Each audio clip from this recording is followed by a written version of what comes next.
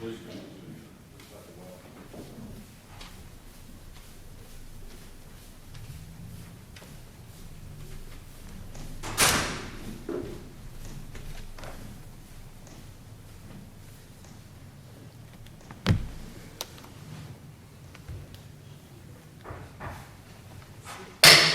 All rise. The Honorable Supreme Court of Mississippi, Chief Justice Waller, presiding. Oyez, oyez, oyez. All persons have this before the court are admonished to draw near and give their attention to the court is now in session. God save the United States, Mississippi, and this honorable court. Please be seated. Madam Clerk, would you sign the docket? Yes, sir, Your Honor. Cause number 2013-IA-00181-SCT, Vicksburg Healthcare, LLC, doing business as River Regions Health System versus Claire Dees. Mr. Winfield, are you ready to proceed? And on behalf of Vicksburg Healthcare, you're ready to proceed? Let me ask a question. Is Ms. Claire Dees in the courtroom? No, Your Honor, she's in the hospital in Tennessee. Okay. All right, thank you. Are there other interested parties here? Okay. At this time, Mr. Winfield, you have been cited with an order to show cause, and among the counts listed was for notice of contempt for one of the following. Having the relief would be having the appellee's brief struck, entry of a judgment in favor of Vicksburg Healthcare, in order that you pay the entire $2,586 in attorney's fees incurred by Vicksburg Healthcare, suspension or disbarment or incarceration until you purge yourself of contempt. Are you familiar with that? And then in light of, in particular, the incarceration, with this notice, you've been advised or should have been apprised that you could and have an attorney if you desire. Do you have an attorney to be with you today? No, Your Honor. So you're ready to proceed irrespective of that? Yes, Your Okay. Honor. The procedure that we will follow, Justice Randolph is going to make an opening statement with respect to the proceedings that have occurred. We will, at that time, allow you to make whatever response you want to make in defense of whatever the charges are. The court will then ask questions, and then we will give Mr. Whitney an opportunity to present whatever he would like to on behalf of his client. He's got 2 motions pending for contempt, is what my understanding is. Is that correct? Yes, sir. Okay. With that, Justice Randolph, then I'll call on you to give us a procedural history and background of this action. Mr. Winfield, this proceeding started with only one justice of this court involved, Justice King, who on February 5th had ordered you to file appellee's brief within 14 days or show cause why sanctions should not be imposed at that time, or that you should respond to the clerk's notice. Neither of those events occurred, which then involved 3 judges of the court, Justice King, Justice Kitchens, and I as the presiding justice of that panel, then ordered a show cause hearing for April 30th. On April 30th was the day that you failed to appear on time, and the clerk of the court had to call you, and that day you told us you'd forgot about the hearing. It wasn't on your calendar. You would not have been here but for that phone call from the clerk's office.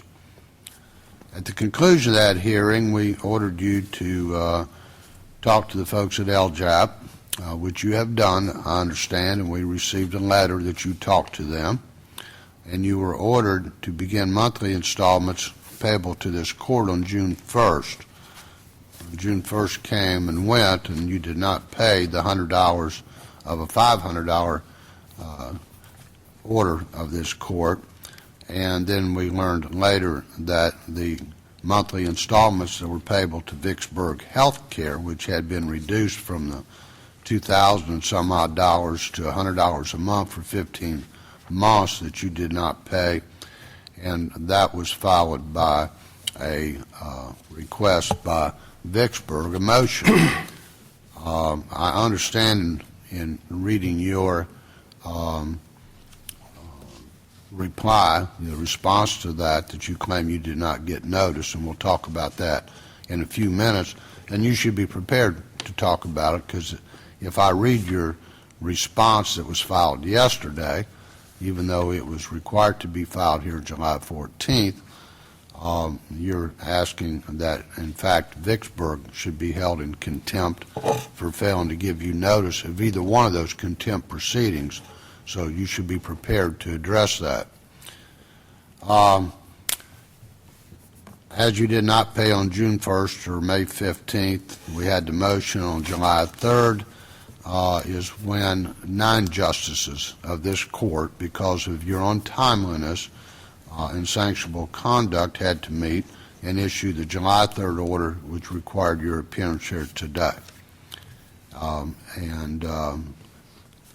Justice Waller has already covered those potential sanctions that the court told you may occur.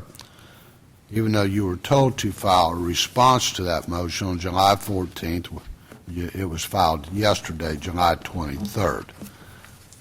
Since then, we also got the July 16th letter from your client, who said that you would not return her phone calls, would not talk to her about her case. And then it was brought to the court's attention, brought to my attention as single justice, I think last Friday, that one of the documents you filed here actually had pleadings from another case, which was a confidential case in the Court of Appeals, which would reveal who the parties were in that particular case. I had those pages marked confidential, I believe it was on Friday.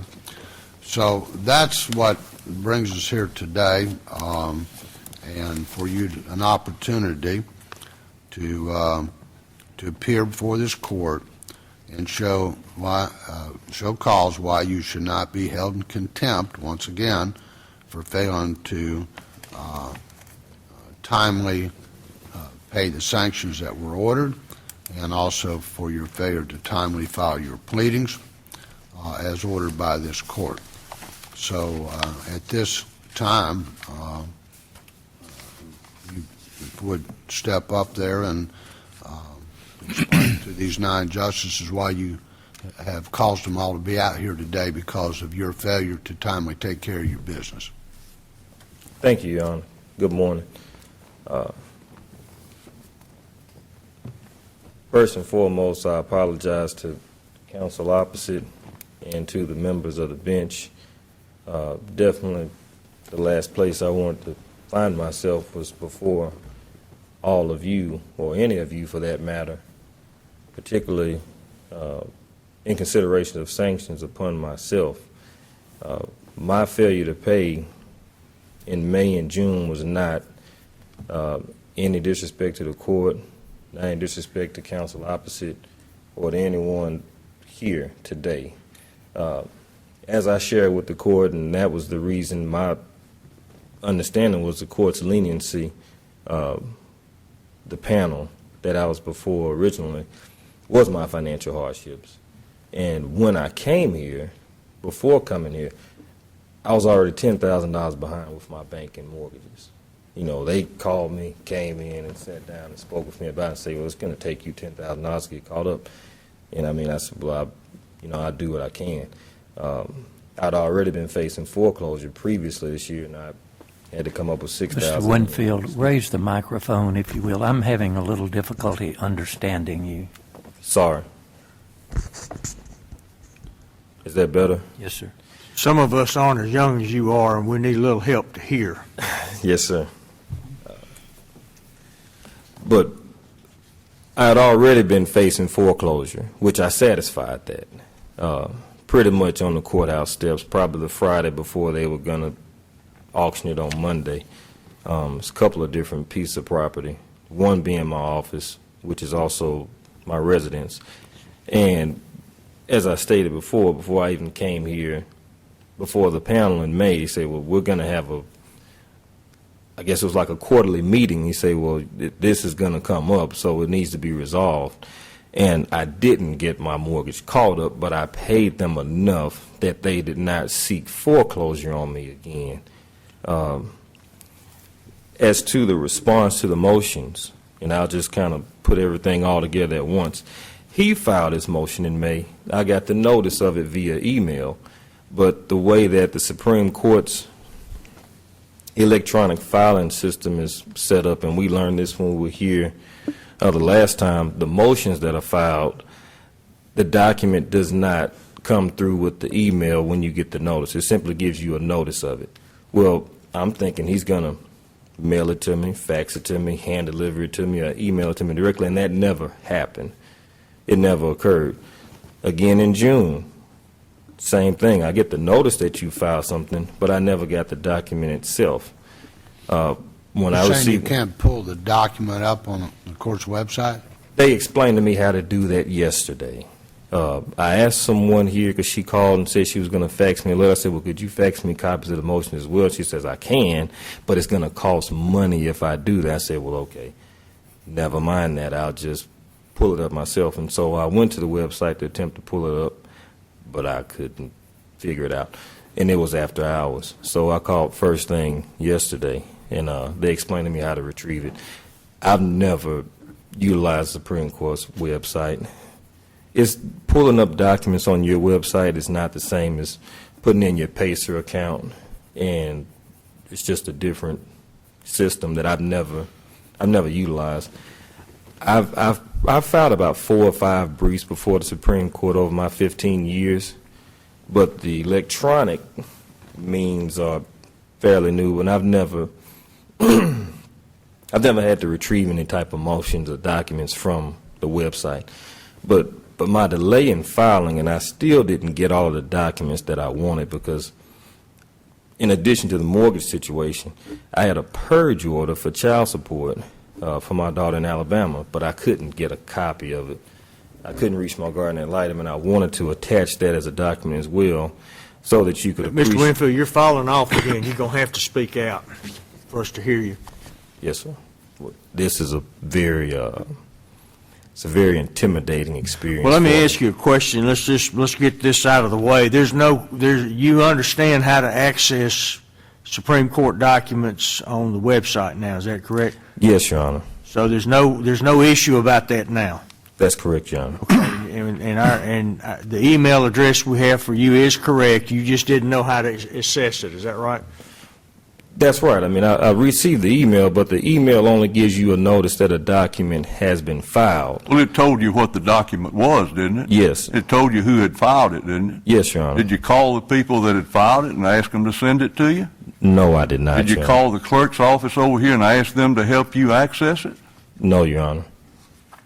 Because I knew that it was dealing with the financial obligation of mine. Without having seen the document, I knew that was what it was concerning.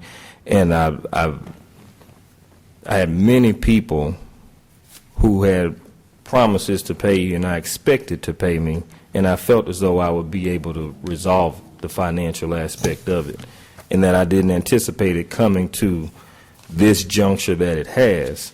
And I have satisfied the entire, what all I was ordered to pay. I've paid the $1,500 in its entirety. I've paid the $500 sanction in its entirety, and thought I would have been able to do it sooner, but for any time I got some money, it was always something else that would come up. Mr. Winfield, since you mentioned that at this juncture, you know when those things were due, don't you? Yes, Your Honor. And you knew when those days came, didn't you? I mean, you knew that those days came and went without your making those payments. Yes, Your Honor. And you knew that we had an expectation over here at the court that you were going to make those payments on the days that we told you to pay them. right? Yes, Your Honor. And you knew that the law firm over there at Vicksburg had the same expectation concerning the installments that were due to them. Yes, Your Right? Honor. Yes, Your Honor. And apparently you didn't have the money to make those payments on those dates. No, Your Honor. And So when those days arrived and no money arrived here at the court, no money arrived at the law firm over there in Vicksburg, you didn't call anybody and say, I can't send the money today. So what do you suppose we thought? yes, sir. I did not. Would you think that we might have expected you to call and let us know that you couldn't do it? Or did you think that we just, when you didn't do it, we might think, well, he's ignoring us again? Yes, sir. That was Do you not. think that might have crossed our minds over here, that you were just ignoring the Supreme Court again?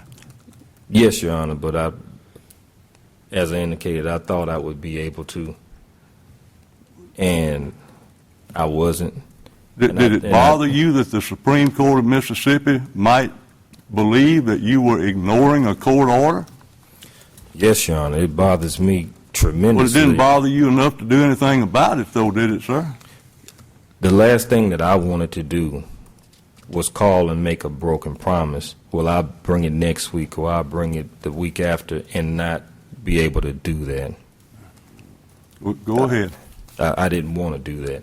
Well, you understand that, I mean, what do you tell your clients if they come into you and say, I've got child support due, I can't pay it? Don't you tell them we better file a motion and let the court know that we can't perform? Is that what you tell your client, or you just tell them well, wait till somebody files a contempt and then we'll deal with it? I've done some child support work, but they don't tend to come to you until they've been until a motion to hold them in contempt is filed. You don't. I've never had a client to contact me concerning a child support delinquency until they've actually been served. That's when they typically contact an attorney, because if they don't have the money to pay the child support, they typically don't have the money to go in and try to communicate with the attorney. Let me switch the topic for a second. Yesterday, which you were ordered by the court to file a response to this court on July 14th. You did not file a response till yesterday. Why? That's what I was briefly addressing earlier. I had a purge order I wanted to attach, a personal order for me for child support for my child in Alabama. Speak up, sir. We just can't hear you. I had a purge order for failure to pay child support in Alabama, and that was it was either in May or June, but it was during the interim from the last time that I was here, and I do not have a copy of it, and I was hoping that I could get it so the court could appreciate the gravity of my financial circumstances. Why didn't you file something on July 14th, which was the date the court ordered you to file a response to Vicksburg's motion to hold you in contempt, and second motion, and say, I'm having financial problems, I don't have much to say, I asked for a continuance on that date? Why did you wait till yesterday? I got the documents yesterday, Your Honor. That's Well, the first- I think the thing that keeps confusing me throughout this thing is that courts, we have to operate on time. And you have a certain amount of time to do things, and you seem to pick your own time as opposed to honoring the court's time so that the court can take care of its business. And therein lies the problem. But since I mentioned yesterday's motion, I want to know, you claim in paragraph 7 that Vicksburg has made false representations and on professional behavior. Is that a true statement? Yes, Your Honor. All right, tell us what false representations, because as I understand is, you are filing a cross motion for sanctions as against Vicksburg Healthcare. So go ahead and tell us the basis of that, including false representations and on professional behavior. Certificate of service indicates that on the date of filing that they either mailed faxed, hand-delivered, or emailed a copy of the motion that was filed. Neither of those documents have ever been given to me by counsel opposite as indicated in the certificate of service. And as my understanding is, it's fairly customary that that's done. When I went to his office and I paid the $1,500, What day was that? I don't know, Your Honor. It was last week sometime, though. Thinking Wednesday or Thursday of last week. But I had already faxed the document asking for a copy of it. And since I was there in person, I asked him directly, because he came out he actually signed the receipt for receiving the funds. And I said, well, I haven't received a copy of your motion. Could you give me a copy? And he said, no, I'm not going to give you a copy. I already emailed you a copy. And I said, well, no, you didn't email me a copy, but I'll wait, and you can bring me what you have to show that you've emailed it. And I waited for his secretary and himself to come out, and it's what they brought is what I've provided as an attachment. I think it's Exhibit D to my response. And that's the email notification that a document had been filed. But I was never given a copy of either of those motions as indicated in the certificate of service. And when I notified him of such and requested that he give me one, he refused to do so. Now, I was also ordered to electronically file my brief before this court, and I did so in a timely manner. They contacted me and said, well, we pulled it down off of the internet, but it's not very legible because it wasn't dark, because it had been scanned in. Can you send us a copy? Instantly, that day, I personally, because I don't have a secretary, I faxed them a copy, even though they had already received one via electronic, through the electronic system. If theirs wasn't legible, if an attorney asked me to do something as a courtesy, I have no issue or problem in doing so. I faxed them another copy of my brief so that they would have it. And when I asked him for a copy of the brief, his motions, excuse me, he refused to provide it. He said, well, you can get it off of the website. And his secretary tried to explain to me how to do it, but I had difficulties in retrieving it still. But it's not proper to certify that you have sent someone a document and not send it, nor is it proper to file something and not to send it, whether you certify that you sent it or not, but you have to put a certificate of service on, is my understanding. But I was never given a copy of either of those documents by counsel opposite. I realized and knew that I had not met my financial obligation, and I knew that that was what it was in reference to. And as I indicated before, I thought that I would be able to do it. And the way that my finances have been historically have been that I have difficulty month to month making consistently, particularly with like my child support or different bills. But when I do get money, I lump sum pay things versus every month $100, $200.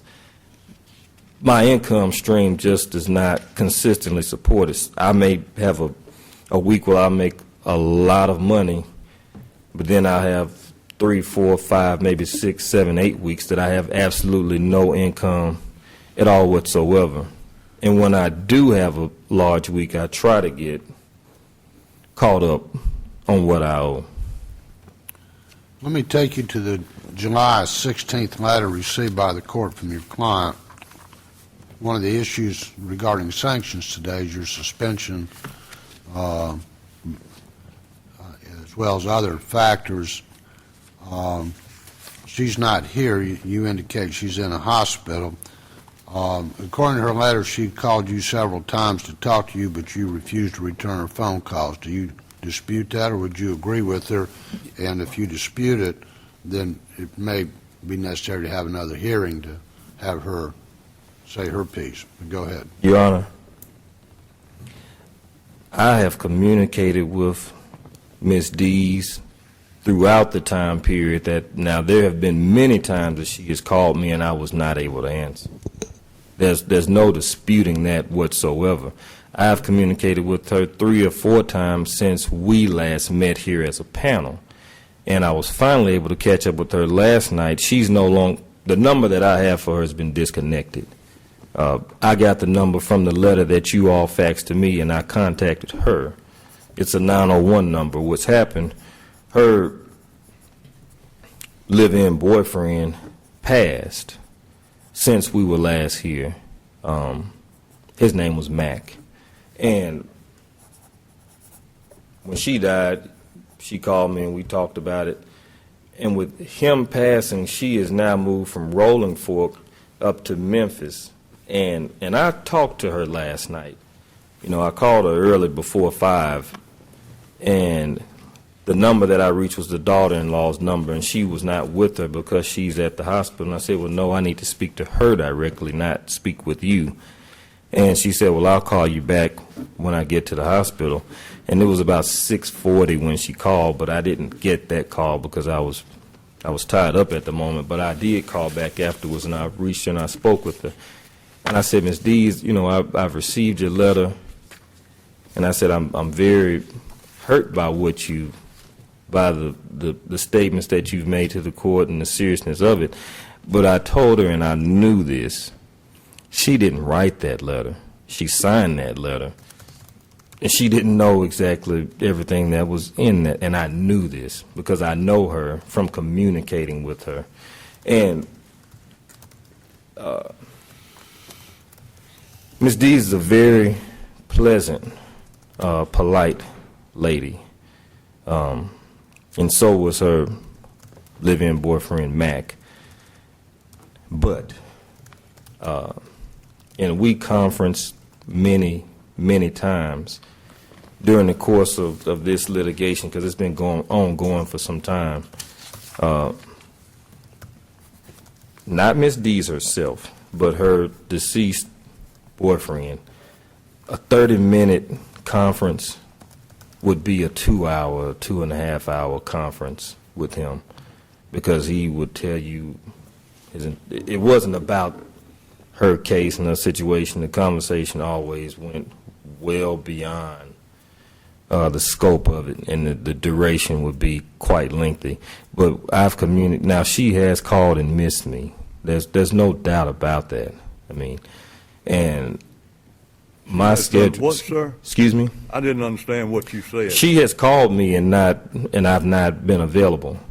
But now my office phone rings to my cell phone because I don't have a secretary, so I forwarded my phones to my cell phone. So any time of day that you call, you pretty much you get me directly via my cell phone. But I have not. I mean, that just because my phone rings to myself doesn't mean I'm available to talk at that particular time, and that's all that has been. But I have communicated with her several times since leaving here, since we last met in May or April, whenever that was. But I apologized to her, and she apologized to me, because I knew that was not. In me reading it, I knew it was not what You're she. saying you communicated with her and talked to her from the last time you were here, say before the 4th of July, just using that as a It would have been. point of reference? It would have been before then. I called her as instructed. Before the 4th of July? Yes, Your Honor. Okay.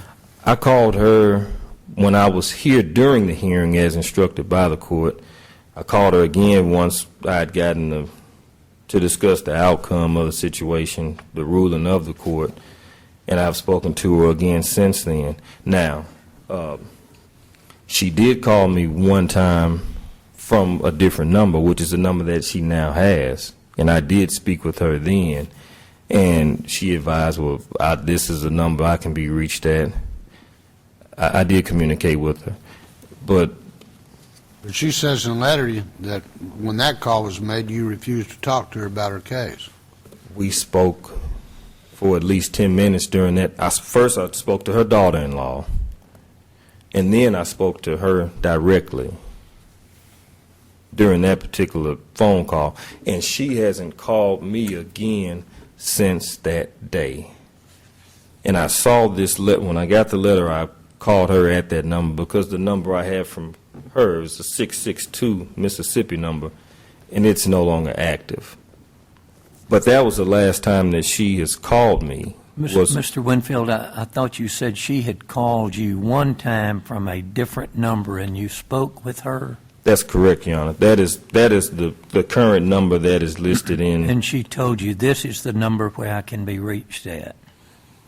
She did.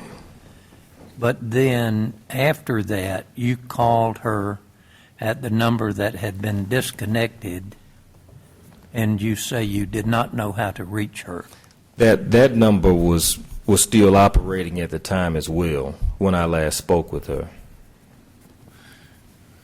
Let me ask you a question. Moving away from your communications from your client, but with respect to the conduct related to the court and the proceedings that Justice Randolph outlined earlier, you've made some statements, and there have been some discussion about the facts and what happened.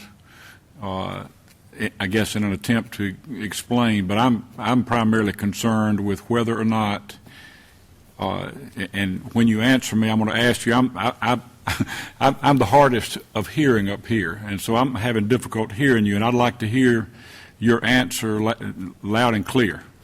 So what I'm concerned about is with respect to these things that Justice Randolph covered. Do you think that you have done anything wrong? And are you sorry about it? I want to know how you feel about this.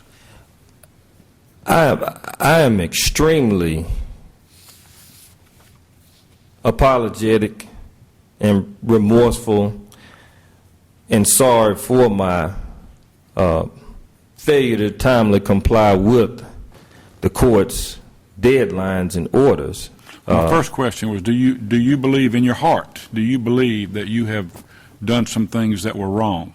Yes, Your Honor. And you're sorry for them? I am, and I am. Okay. And I don't just say I apologize lightly. I genuinely, sincerely mean that when I say it. And I have the utmost respect for this court. In fact, had my father not passed, I'd been offered a job to clerk for this court. But I just was unable to do so because I had to find a way to run an office. Well,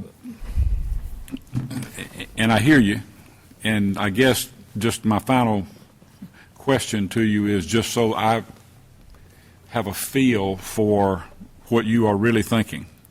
Would you recite for me what you think, what you believe, or what you admit you have done wrong with respect to your conduct toward the court?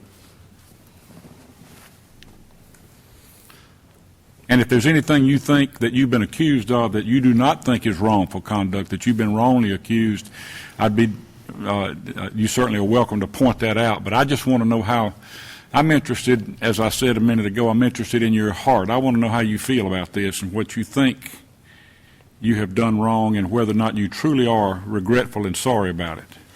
Your Honor, I am wrong and guilty of all of the issues before this court. I did not substantially comply with the court's order. I did not pay in May to counsel opposite. I did not pay in June to counsel opposite. I did not pay to this court on June 1st. And I assure you, not only am I sorry for that, that was in no way my intention. Nor was it done out of a lack of respect for this court or for a fellow attorney. I ended up doing, and it's not any fault of this court's, and it's not, and I indicated when I was here before, I end up doing a lot of involuntary pro bono work. That's not by choice. I may agree to a fee with someone, but if it comes down to it, I can't afford myself, so I understand that they can't afford my services. And I got my law license. I became an attorney so that I could help people. not so that I could get rich or make a lot of money, and I've done fairly well for myself over the years, not as well as I would like to. I mean, I've had a lot of highs and some lows. The lows have been lower than what you might imagine. Highs have been higher than I probably deserved, to be candid with you. So it's had its goods and its bads. But one case in particular, had a capital murder charge over in Meridian, and I ended up $10,000 shy of what I had quoted. And I told him, and I went there because I signed on and I agreed to represent this young man. Even though they hadn't paid me everything, they made a promise that they would pay prior to his trial date. And I trust that they probably would have if they could have. But the mother wasn't working. And the father's he's a welder. The boy's in jail, been in jail. He couldn't contribute financially. But I went there and I told him, I said, your parents have done you wrong. Because not only did they pay, they made a lot of false promises that they would. But I said, I'm not gonna just let them throw you away. I'm here and I'm gonna fight for you and do all that I can. But I had to tell him in front of her, I don't know what they have told you, because they had him thinking that they got him a lawyer, they hired a lawyer, they had paid a lawyer, and they did give me some money. And I'm extremely grateful for the money that I did receive. But that was some of the money that I thought I would have. They kept saying, I'm going to have it, I'm going to have it. When my income tax comes in, I'm going to pay you. And I have primarily a criminal practice is what I have. And I know I'm kind of rambling and getting off subject, but I have primarily a criminal practice. I don't do a lot of medical malpractice. And the biggest challenge to that is my office is in a town in Warren County where 85 to 90% of the criminal defendants use the public defender's office. And I'm a court-appointed attorney as well, and I do cases as a court-appointed attorney. But you don't make more than $1,000 on a case. So from a financial standpoint, you find yourself in a position where you're not able to meet a lot of your responsibilities. Like, my lights were cut off last week. I paid and got it back on, but they were off for a couple of days, and I think that the point I may have that gotten off. Justice Kitchens was making a moment ago is one that I hope is not lost on you. Everybody has other responsibilities and time problems and conflicts and all of that, but when you, and particularly since you just told us you have a substantial criminal practice, the freedom, people's freedom, depend on your actions. Sometimes because of what lawyers do, people go to jail. And so when you're in these circumstances and you can't meet a deadline or you can't do what you're supposed to do for a client, it's important to communicate with the court and with the prosecutor or the others involved in the case. And I'm not making a speech to you. That's a prelude to a question. And the question to me is this: you don't seem to have done that or thought that was terribly important in this case, and this justice is concerned, and I'm not to say that others aren't, but I'm asking you the question because of my concern. I want to feel comfortable that you take that responsibility seriously, and that if you have some personal conflict or personal problem, that does not supersede your obligation to make sure that your client's taken care of and that they don't end up in jail because of your personal problems. And I guess I'm just asking you to give me some assurances that you've learned some kind of lesson here, because I think you need to have learned a lesson here. I hope you have. I assure you I have. The $2,000 that I had to pay was... And you need to make sure I can hear you. I've definitely learned a lesson in having to pay out attorney's fees and having to pay a sanction to this court, but as pertains to my practice, the criminal defense it's a very different from medical malpractice, products liability, even personal injury. You have your omnibus hearing, you have your initial appearance, you have your arraignment, you have your trial date, you get a matter resolved or don't get it resolved. But my success rate, particularly in dealing with murder cases, is rivals anyone you would probably find in this state. I've been very successful. I've only lost one murder. How many forfeiture proceedings in Hinds County have you failed to appear on behalf of your client after getting phone calls from the Hinds County attorney? I filed one forfeiture proceeding in Hinds County, and that was a scheduling conflict that I had with it. And in addition to that,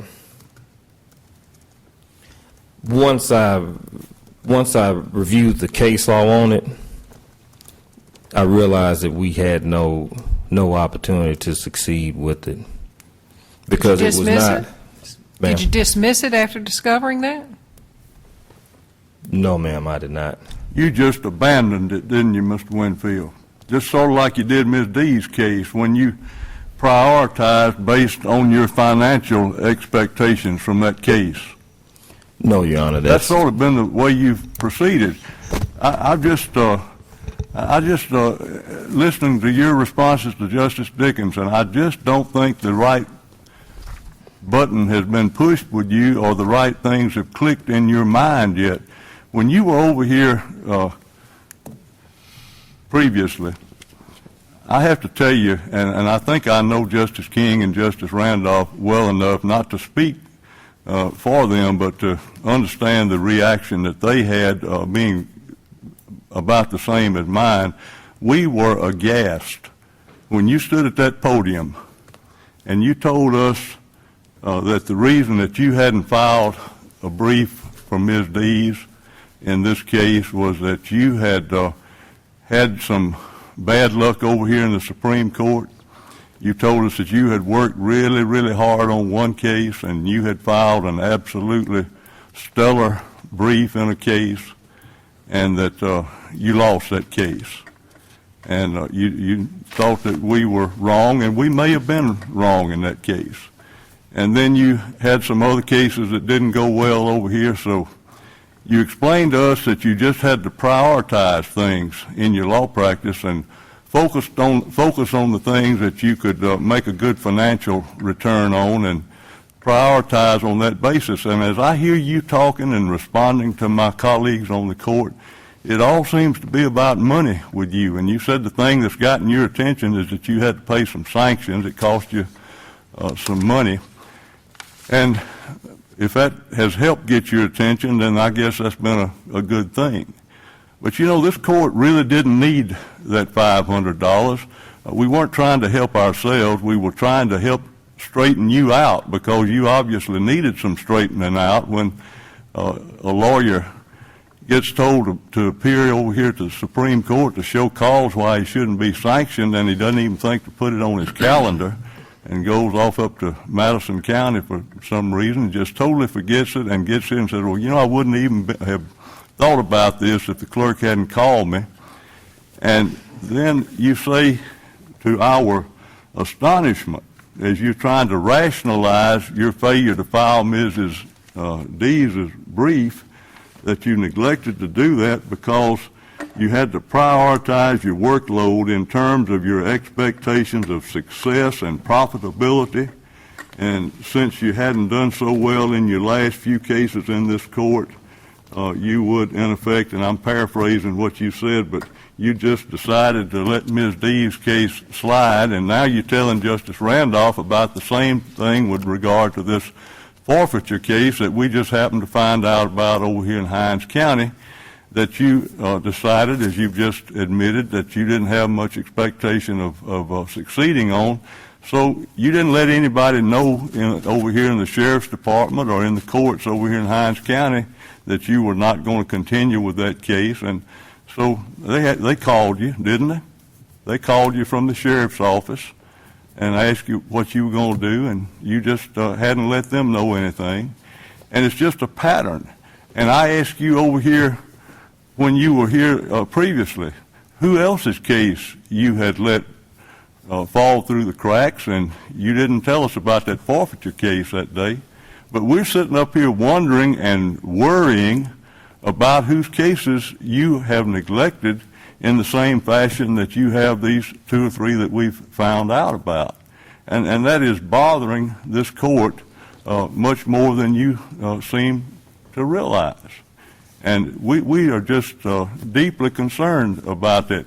It does not seem to register with you that your law practice is more about your clients than it is about you.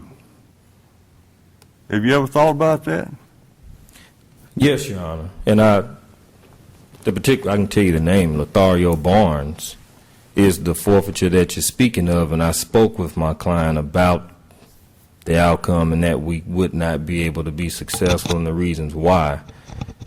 So I didn't just abandon my client. It seems like that somebody in some public office, whether it's the clerk's office at the Supreme Court or the sheriff's office in Hinds County, is always having to call and find out where you are and what you're going to do and whether you're going to show up or not.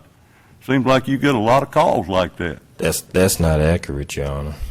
No, that's not accurate, Your Honor.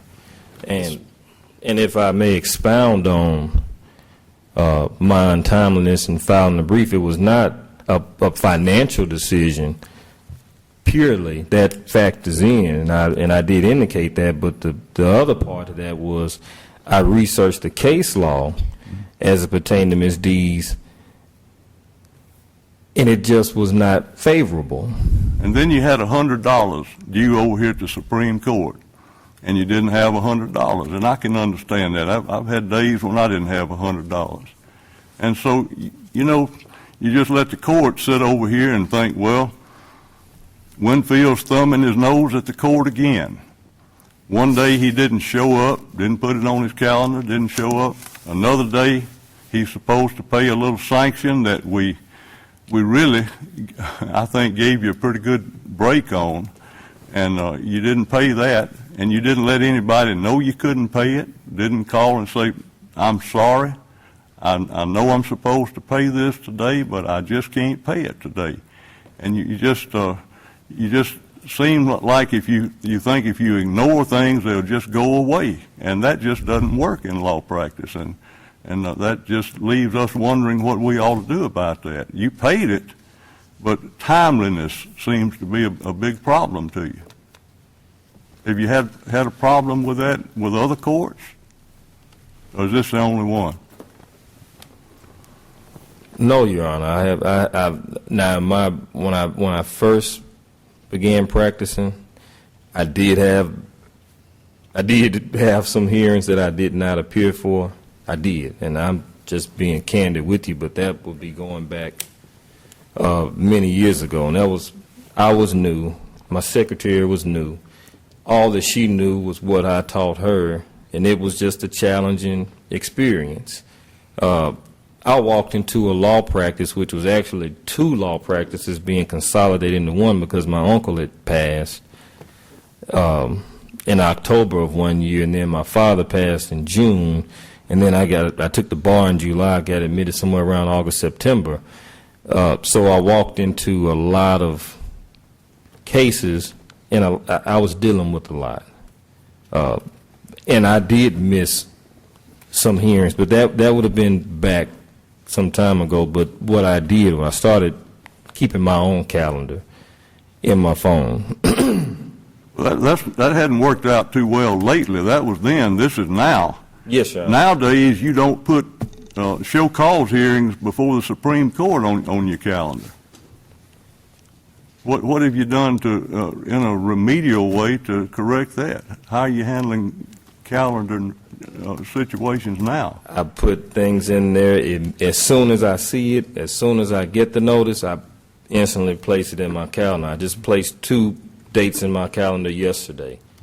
One for notice of hearing on a motion that I filed to have something reinstated, and another on an estate And matter. since you missed that date over here when you were supposed to be here, and you were up in Canton and didn't have that on your calendar, since then you have missed paying the $100 over here, installment on your $500 sanction, and you missed paying the installment on what you owed over at the law firm in Vicksburg, and you missed the filing you were supposed to have done on the 14th.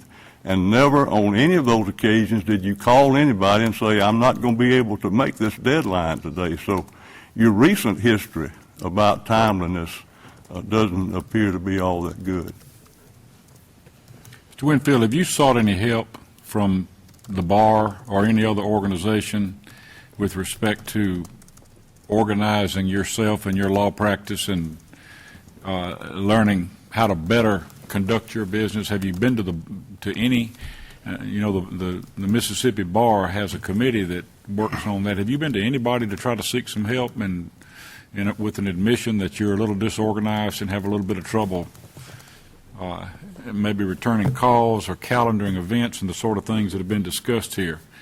Have you tried to do this all on your own? Do you have any help in your office? I'm interested to know how you operate this law practice of yours.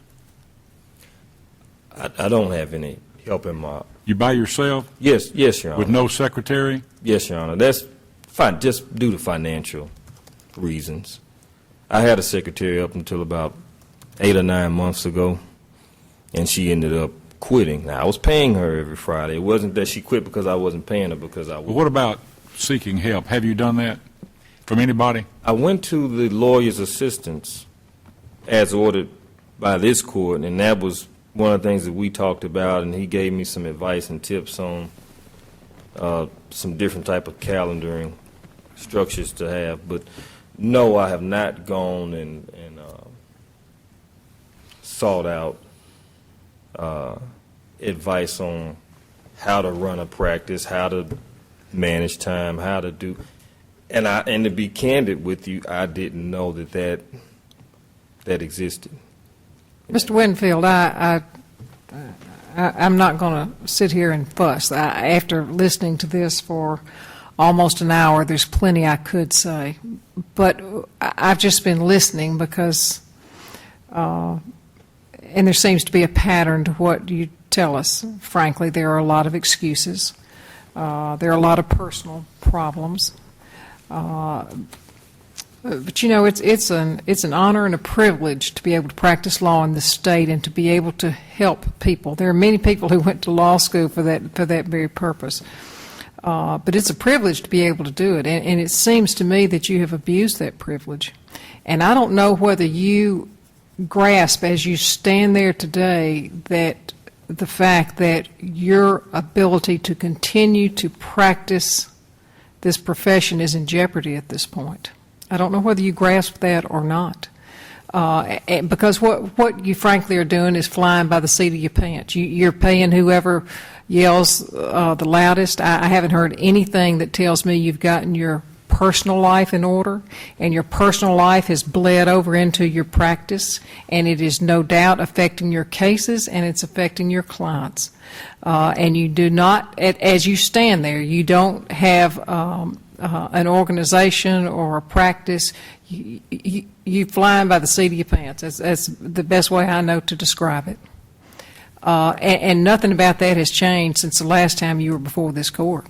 I can see. You seem to think that these deadlines that come in court orders are just suggestions. Not orders, not mandates, not directions from a higher authority, but just a suggestion that you might want to pay $100 by May 15th to keep yourself out of trouble. And when you couldn't do that, you did nothing. You're not taking responsibility for yourself before this court. You're not taking responsibility for your cases and for your clients. And when you see a forfeiture action that you apparently filed without researching, then looked at the law and said, well, it's not in my favor, you did nothing. as opposed to, and so people down there at the courthouse, and a judge and his staff and a counsel opposite or whoever else was involved and your client are just having to try to figure out what to do. So I don't know if you don't know, but quite frankly, I haven't heard anything from you today that makes me think you have decided to get control of your personal life or of your practice to the point that your clients are not impacted detrimentally as a result of your actions. I haven't seen anything about what you've said to us today that tells me you're ready to practice law and to do it right. I think you've got a license, and as long as you've got that license, you can charge people for what you do, and as long as you can do that and, you know, keep the foreclosures from coming in or the child support papers from coming in, then you're happy with the way it's going. I haven't seen anything in what you've said today that says to me, I'm going to do this different from now on. This ain't working, and I recognize it, and I'm going to do different. I haven't heard one thing you've said to me today that would make me think that. That's all I got to say. There's not even a question in there. Yes, ma'am, and I would like to address the issues that you raised. I've made a lot of changes in my personal life. A lot of changes in my personal life. I'm divorced recently, and that was due to my own actions and poor decisions. And it was referenced in my client's letter where he's charged with domestic violence. I did not batter this woman. Those charges were dismissed. I did not do it. I was not guilty. I don't need to hear that, Mr. Winfield. That's just more about your personal issues. And nothing about that tells me what's going to happen different from this point forward. That's what I'm saying. For an hour, I've listened to your personal problems and to your excuses. Tell me, convince me that something's going to happen tomorrow that's different. That's what I was saying. We'll get to it. It goes to my personal life. I'm a changed man in many, many ways. I have a new girlfriend now, and that's the only person that I'm involved with. That's where all of my time is. And that freed up a lot of time because you're not wasting it engaging. And I know that's sensitive and personal, kind of getting off the subject, but I've made a lot of changes in my personal life. And from an accountability standpoint, I have not been perfect. You know, I have not been 100% perfect in my practice, in my timeliness. But if you look at just my track record before this court, I filed about 4 or 5 briefs. This is the first that I've missed any deadlines. And I would submit to the court, it's not just a financial decision in missing the deadlines. The case law was not very favorable. I believe in the brief that I submitted on behalf of Ms. Dees. But my response Mr. came... Winfield, what Justice Lamar asked you to do is tell this court how you intend to change. Convince us that the past is in the past and you have a plan. I think we all want to hear that. Yes, Your Honor. I realize that I am here before this court fighting to keep my license to practice. And I understand the seriousness and the urgency of that. And I can assure this court that I have made changes in my personal life, in the way that I live my life, and the decisions that I make. And I appreciate and understand the magnitude that my responsibility has on my clients. And as I indicated with the Hinds County map, I communicated with that person to advise him that, well, no, this is a little bit different forfeiture proceeding. I'm thinking that if we can show that you were able to purchase this vehicle with funds other than ill-gotten gains, that we would have a right to recover it, but no, It's actually, did you use it in the transmission of drugs or in the commission of in furtherance of the commission of a crime? And it was in the trunk of his car. There was no. Mr. Chief Justice, my inquiry is to you. How long are we going to, do we have a time limit? When the justices have asked all the questions or make all the statements they want to make, then we will Okay. move on to the next. The other questions? I have two questions I'd like to pose to you, Mr. Winfield, and I'd like direct answers rather than editorial answers, if you would, please. Yes, Your Honor.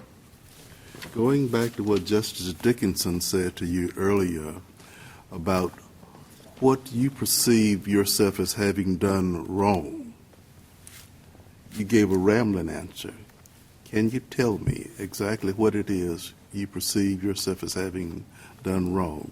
And the second question is, what have you learned from this process? I'm not talking about your personal life, but as it relates to the practice of law. Yes, Your Honor. I failed to make 3 scheduled payments.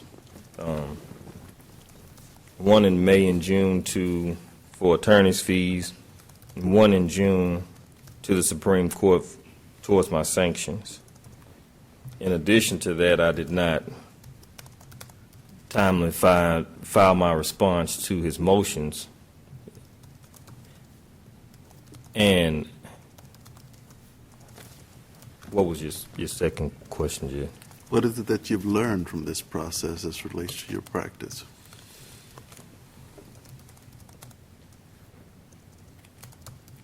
I've learned that these deadlines are important, and it's not a case where I can, well, okay, I know I didn't pay it at this point, I didn't pay it at that point, but I know that I can catch it up later, and that I can pay it all, and in my mind, put myself ahead of schedule, because you basically gave me a year and 3 months to pay his attorney's fees. And the way that I perceived it, and I'm just being honest, I paid it in 3 months. I would have paid it all within 1 week had I been able to do so, but I was not able to do so. But I know now that I should have filed a motion for relief when I was unable to pay it. And I kept thinking that I would be able to within a reasonable time frame so that it wouldn't come to where we are here today. But one thing led to another, and it's not just my personal life, I mean, it's my bills and my responsibilities. You know, and then I had just different things outside of my regular bills and obligations. Mr. Winfield, let me interrupt you a second. Is that being responsive, Justice King? No. Other questions? At this time, the court is going to stand in recess for 10 minutes. We will resume at 11:15.